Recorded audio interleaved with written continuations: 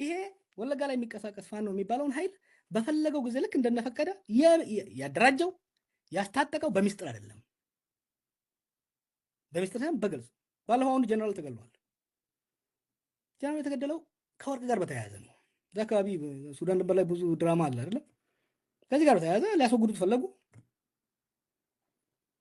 ማንም መመታት የማይችልበት አካባቢ ላይ ጂፒኤስ ሎኬሽናቸው ስፔሲፊክ ለእነ መገርሳ ተሰጥቶ ጠበቁት፣ ጠብ አደረጉት።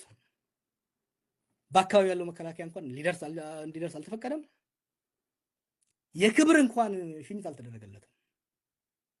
ፋኖች ክሬዲት እንዲወስዱ ተደረገ። የዛ ቀን ተብሎ ነው የተጨፈረው ጎልፍ ክለብ ውስጥ ማለት ነው። እና እነሱ ብቻ አይደለም ማት አመራሮች ናቸው የተገደሉት በዚህ ምክንያት። የብልጽግና ሰዎች ራሱ አንዳንድ እጢ የሚሆኑ አሉ አይደል? የማይሆን ነገር ላይ እነዛን በሙሉ አስወገዷቸው ማለት ነው። ትናንት የሆነውን ድራማ ልንገርህ እና ወደ እንትን እመጣለሁ። ትናንት ያደረጉት ለጊዳ አያና ዋና ከተማ ሰሞኑን ጦርነት ነበር። እዛ አካባቢ ሞቅ አድርገውታል እና መከላከያ አካባቢ ስለሚለቅ ተባለ ባንኮች በሙሉ ያለውን ብር በሙሉ አሟጣው ወደ ነቀምት እንዲልኩ ተባለ።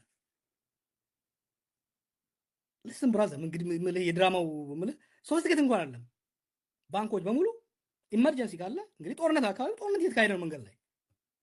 ስለዚህ መከላከያ ሄደና ብር በሙሉ እንታወጡ ተባለ። 70 ሚሊዮን ብር ተሰበሰበና በመኪና ተጫነ። በግምጃ ቤት ያለ ጠመንጃ በሙሉ እንዲወጣ ተባለ። ወጣና እስቲ ጀዋር ለምንድን ነው በዚህ ደረጃ የተጨነቀው? አብዛኞቹ የኦሮሞ ሊቃን ወለጋ ላይ ባለው ሁኔታ ለምንድን ነው የተዛባ መረጃ ይዘው በየመድረኩ የምናያቸው? በተለይም ጀዋር መሐመድ ለምን ወደዚህ መጣ ወይም ደግሞ ለምን በዚህ ልክ ደረጃ የወለጋን ጉዳይ አጀንዳ ማድረግ ፈለገ የሚለውን በግልጽ ማስቀመጥ ያስፈልጋል። አጀንዳ ማድረግ የፈለገው ዛሬም በጽሁፉ ይፋ ያደረገው አርበኛ አስረስ ማረ የአማራ ፋኖ ብሔራዊ ንቅናቄ የህዝብ ግንኙነት መምሪያ ኃላፊ ከአንከር ሚዲያ ጋር አንድ ቆይታ አድርጓል። እሱም ቆይታ በዋነኝነት በርዕስ የወጣው ትብብሩ በቅርቡ ይፋ ይደረጋል፣ ፋኖና ኦላ በወለጋ ላይ አብረው እየሰሩ ነው የሚል መረጃ ይፋ ተደረገ። ከዛን ጊዜ ጀምሮ አበደ ማለት ነው። አበደ በሚባል ደረጃ ነው ያለው። ነገራችን ላይ መሳይ አንተም እንዳልከው በየደቂቃው በየሰዓቱ ወለጋ ነው የሚጽፈው። ምክክር ኮሚሽኑ ዲያስፖራው እያስሸዋው ስለሆነ ነው እንጂ ከዛ የከፋ አደጋ ወለጋ ላይ አለ፣ ኦሮሞዎች እየተገደሉ ነው፣ ከፍተኛ የሆነ ጭፍጨፋ እየተፈጸመ ነው የሚል ይህም እየተፈጸመ ያለው አንሻ ሰይድ እዝ ነው የሚል እሱ አንሻ ሰይድ ብሎ አይጥረው እንጂ በእነዚህ ፋኖች ነው እየተፈጸመ ያለው። ይሄ ፋኖ መዋቅርም በመንግስት የሚደገፍ ነው፣ በደህንነቱ የሚደገፍ ነው። አንድ ጊዜ ከወርቅ ጋር ያገናኘዋን፣ አንድ ጊዜ ከሰሊጥ ጋር ያገናኘዋን፣ አንድ ጊዜ ከሌሎች ነገሮች ጋር እያገናኘ ተረኩን መሬት ለማስያዝ ከፍተኛ ጥረት እያደረገ ነው። በዛሬው ዕለትም ከሪዮት ሚዲያ ጋር ቆይታ አድርጓል። እሱን ሪዮት ሚዲያ ተከታትየዋለሁ።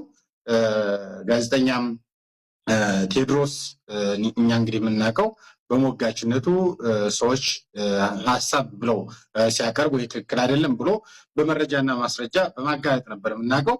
ነገር ግን በዛሬው ዕለት ያየሁት ነገር በጣም የሚያሳዝን ነገር ነው። በፌስቡክ እየተናገረ ያለውን መረጃ በዩቲዩብ እንዲናገር ፈቅዶለታል። ይህ ትክክል አይደለም። መረጃና ማስረጃ ክፍተት ካለበት ሰዎችን ጠይቆ መረጃዎችን አጠናክሮ መስራት ነበረበት ቴዲ ማለት ነው። ያንን ግን ሲያደርግ አላየንም። ጀዋር መሐመድ ቀርቦ የአማራ ፋኖ ብሔራዊ ንቅናቄ በወለጋ ላይ እየተንቀሳቀሰ ያለውን የአንሻ ሰይድ እዝን ወይም ደግሞ ወለጋ ላይ እየተንቀሳቀሰ ያለውን የፋኖን መዋቅር እናውቀዋለን ወይም አናውቀውም ብሎ መግለጫ ይስጡ እያለ በሚናገርበት ጊዜ ከዚህ በፊት የአማራ ፋኖ ብሔራዊ ንቅናቄ የህዝብ ግንኙነት መምሪያውን ኃላፊን ጨምሮ አጠቃላይ እንደ ድርጅትም ይሄ መዋቅር 5ኛ እዝ መሆኑ ካሉት እዞች መካከል አንደኛው መሆኑን የአማራ ፋኖ ብሔራዊ ንቅናቄ ሊቀመንበሩም በበቀደም ስዊዘርላንድ ጄኔቫ በሚገኘው በፈረንሳይኛ ቋንቋ በሚታተመው ሳይቀር የተናገረውን እውነት ለማድበስበስ ከፍተኛ ጥረት ብሩን አልፈለገውም። ጀዋር ምን ይላል? ቃል በቃል የተናገረውን እናስቀምጠው። ይህ ሰው በቅርቡ ከፈቀደ አብዴሳና ፍቅሩ ሙልዬ ጋር ጎልፍ ክለብ ቢከሰስ ሰርፕራይዝ እንዳትሆኑ፣ አገዛዙ በሚፈልገው መልኩ ትብብር ተብየውን ገና ሳትንቀሳቀስ ጎማዋን እየበሳሳት ነው በሚል የአርበኛ አስረስ ማረና ያንተን ፎቶ አያይዞ በትብብሩ በቅርቡ ይፋ ይደረጋል፣ ፋኖና ኦላ ወለጋ ላይ አብረው እየሰሩ ነው የሚለውን አያይዞ ነው ይፋ ያደረገው። ትብብሩ ተብየውን ማለት አንደኛ ትብብሩን አልፈለገው፣ ጥምረቱን አልፈለገው። ተብየውን ማለት ማጣጣም ማናናቅ ወለጋ ላይ ሲገደሉ የነበሩ ሲጨፈጨፉ የነበሩ አንድ ጊዜ የጀዋርን ስጋት በተመለከተ ላንስ የቢዛሞ ፋኖን በተመለከተ የቢዛሞ ፋኖን በተመለከተ እንዲህ ነው የተደራጀው፣ መንግስት እኮ አላደራጀውም፣ እንደዚህ እንትን አላከለው ምናምን ማለት ለአማራው ከአማራው የሚጠበቅ አይደለም። ባይዘው በጣም በጣም በጣም ስድብ ነው። ባይዘው ያንን ለማብራራት መሞከር ለማን ነው አማራ ይሄንን ኤክስፕሌን የሚያደርገው? ቅድም ብያለሁ። ለማን ማን ነው አማራን ሞራሊ ይሄንን የመጠየቅ ፍላጎት ያለው? ይሄንን መጠየቅ የሚፈልግ ሰው በየቦታው የአማራ ህዝብ ሲያልቅ ባለፉት በርካታ ዓመታት በወለጋ ሲደርስ ለነበረው እልቂት በመጀመሪያ ደረጃ ኃላፊነት ወስዶ ይምጣ። ሁለተኛ ያንን ማውገዝ አለማውገዙን በይፋ መጥቶ ይናገር። ያ እልቂት ሲደርስ እንዴት እንደደረሰ ማን እንዳደረሰው በይፋ መጥቶ ይናገር።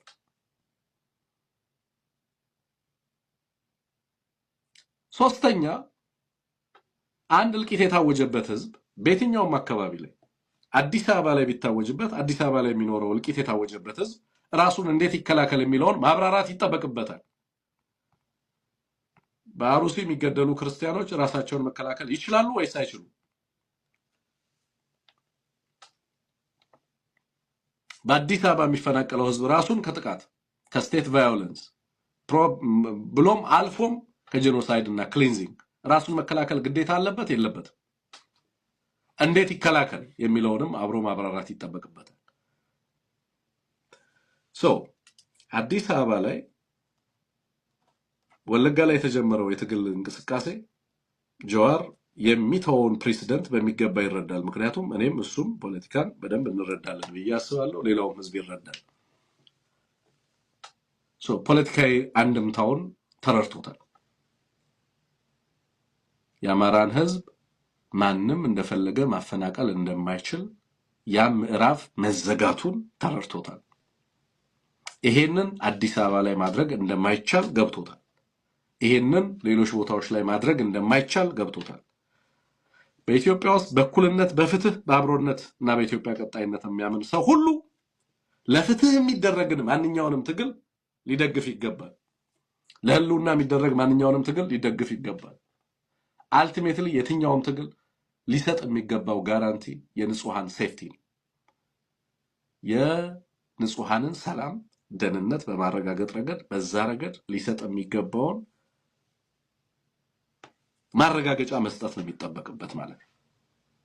ከዚህ አንፃር በወለጋ ያሉ ፋኖች ወይንም ደግሞ በሌሎች ቦታዎችም ላይ ያሉ በትግላቸው ውስጥ በቀጥታ ሁሉ ጊዜ ለሚያደርጓቸው ትግሎች ለኦሮሞ ህዝብ የሚሰጡት፣ ለአማራ ህዝብ የሚሰጡት፣ ለሌሎች ብሔር ብሔረሰቦች በወለጋ ለሚኖሩ የሽናሻ የከፊቾ ሌሎችም ህዝቦች ዋስትና ለህዝቡ መስጠት፣ የጉሙዝ የማኦ ሌሎችም ህዝቦች ለኮሞ ለነዚህ ህዝቦች የሚሰጣቸው ማረጋገጫ ነው ዋናው ወሳኙና መሰረታዊ ጉዳይ። ከዛ የዘለለ ሌሎች ነገሮች በቶ አይ መንግስት አላደረገ ሲገል ያንሳልና በኋላም በፌስቡክ ገጹ መጥቶ የጻፈው ነገር አለ። በቅርብ ጊዜ በጎልፍ ክለብ ልናይሽ እንደሆነ በደስታ ያበሰረ ምንድነው ለራሱ የጻፈው ነገር አለ። ምንድነው እያለን ያለው ጀዋር በዚህ ሂደት ውስጥ? እንግዲህ ስለሚከብደው ስለራስ መግለጽ ነውና እውነት ለመናገር የጎልፍ ክለብ የሚባለው ከእኔ ለሱ የሚቀርብ ይመስለኛል። እናውቃለን በተለያየ መንገድ ፊልድ ማርሻሉ ጋር የዘወትር ግንኙነት እንዳለው ጀዋር ራሱም ጀነራሎቹ ጋር እነጋገራለሁም ሲል ትሰማዋለህ። በዋናነት መከላከያ ተቋሙን እንደ ተቋም መቀጠል እንዳለበት ያምናል። ጄሪጋን ባደረገው ውይይት የተረዳሁት ነገር ኢትዮጵያውያን ዋና ተልዕኳቸው መሆን ያለበት ኢትዮጵያን ከአብይ አህመድ ማዳን ነው ብሏል። እንግዲህ ኢትዮጵያን ከአብይ አህመድ ለማዳን አብይ አህመድን አቅፎ የያዘውን ስብስብና ስትራክቸር ማስወገድ ያስፈልጋል። ምክንያቱም አብይ አህመድን ስታስወግድ ሌላ አብይ አህመድ የሚፈጥር መዋቅርን ልትሸከም አትችልም። ግለሰባዊ ጠብ አይደለም ያለ አብይን የምትታገለው አብይን ፋይት የምታደርገው አሁን የፈጠረው ሲስተም በራሱ ግለሰባዊ ቅዠት የፈጠረው ሲስተም በህዝብ ላይ አደጋ እያደረሰ በሀገር ላይ አደጋ እያደረሰ ስለሆነ ስለዚህ ተመልሶ አብይን የሚመስል ሰው የሚወልድ ሲስተም ልንታገስ አንችልም። እሱ ልናስተናግድ አንችልም። ምናልባት የእሱ ፍላጎትና አጠቃላይ እንቅስቃሴ እዚህ ጋር የሚቆም ስለሆነ መከላከያ ሰራዊቱ የሚባለው ሌላው ሲስተም ባለበት ነው እሱ ነው የሚሆነ እሱ የሚፈልገውን አካል በአብይ አህመድ ቦታ የመተካት እንቅስቃሴ አስቦ ስለሆነ ያንን ጉዳይ ደግሞ በደንብ ሬቶሪኩን ቅርጽ በማስያዝ ስርዓታዊ ለውጥ እንዲመጣ በመታገል በኩል የምችለውን ድርሻ እየተወጣው ስለሆነ በተዘዋዋሪ መንገድ ስልታዊ ለስርዓቱ እንደው ለአብይ አህመድ ለማለት እንኳን ቢከብደኝ ለስርዓቱ ስልታዊ ድጋፍ እየሰጠ ነው። በዛ ልክ እኛን ስም መኮንን አንደኛ ምንም አይነት ሪያሊቲ የሌለው እዛ እንኳን በፌስቡክ ገጹ የጠቀሳቸው ሰዎች እኔ ስማቸውን ደግሜ ለመጥራት የማልችል ከእኔ አጠቃላይ ፖለቲካዊ እንቅስቃሴ ግለሰባዊ ታሪክ ተክለሰብና ጋር ምንም የሚነጻጸር አንዳችም ነገር የሌላቸው ተራ ዱርዬዎችን ነው የጠቀሰው። እንግዲህ አላውቅም እንግዲህ ጎልፍ ክለብ የሚባለው ቦታ ላይ የተለየ ነገር ካለ ወይ እሱ ወይ ሌላው ምን እንዳለ እኔ ማውቀው ነገር የለም። በአጠቃላይ ግን ሞቲቭ ምንድን ነው? በዚህ ትግል እንቅስቃሴ ውስጥ ፊት ለፊት ያለን አፋብንንም ሆነ በአጠቃላይ የፋኖን እንቅስቃሴ አሁን ባለበት ብራንድ ልክ እንዲመጣ ከፍተኛ ትግል እያደረግን ያለን ኃይሎችን በተዘዋዋሪ መንገድ በመውጋት ለአገዛዙ ስልታዊ ድጋፍ ከመስጠት የተለየ ነገር አይደለም። ምክንያቱም ይሄ ነገር ምንም ተጨባጭ ነገር እንደሌለው ምንም ተጨባጭ መረጃ እንደሌለው ይታወቃል። በዛ ድፍረት በእኛ መካከል ወይ በሌላው መካከል ጥርጣሬ ለመፍጠር ታስቦ አዚፍ እንደው የተለየ ነብይ እንደሆነ ቅድም አስተስጠቆም እንዳደረገው አብይ አህመድ የብልጽግና አገዛዝ መንፈስ ይመስል እያንዳንዱን ነገር እንደሚያውቅ እያንዳንዱን እንቅስቃሴ እንደሚያደርግ አዲስ አበባ ዙሪያን እኮ ሴኩር ማድረግ ያልቻለ አገዛዝ እኮ ነው። በዛ ልክ የተዝረከረከ አገዛዝ እኮ ነው። በትንሽ ጠመንጃ ተነስተን ዛሬ ባለበት ደረጃ አዝረከረክ ነው አገዛዝ ነው እና አግዝፎም አንዳንዱን ነገር መከላከያ ተቋሙ ኢንቴሊጀንሱ ሌላው ነገር የተለየ አቅም እንዳለው አድርጎ በማሳየትና በማጉላት እዛው ላይም አይተ እንደሆነ ትብብር ተብየዋል የሚልም ቃል ተጠቅሟል። እና እንግዲህ የኦሮሞ ህዝብ የሚወክሉ ወይም የዛ ኮንስቲትዩንሲ ያላቸው የኦሮሞ ነጻነት ሰራዊት አመራሮች፣ የአፋብን አመራር፣ ሌላው የቲፒኤልኤፍ ሌላውም ኃይል እየተነጋገረበት ያለን ጉዳይ ሰፊ የህዝብ ንቅናቄን ያዘለ ጉዳይ ትልልቅ ድርጅቶችን ትልልቅ ወታደራዊ እንቅስቃሴ የሚያደርጉ ኃይሎች የያዙትን ፕሮጀክት ትብብር ተብዬዋ ብሎ ያጣጣለበትም መንገድ ለአገዛዙ ስልታዊ ድጋፍ ከመስጠት ተለይቶ የሚታይ አይደለም። በአንጻሩ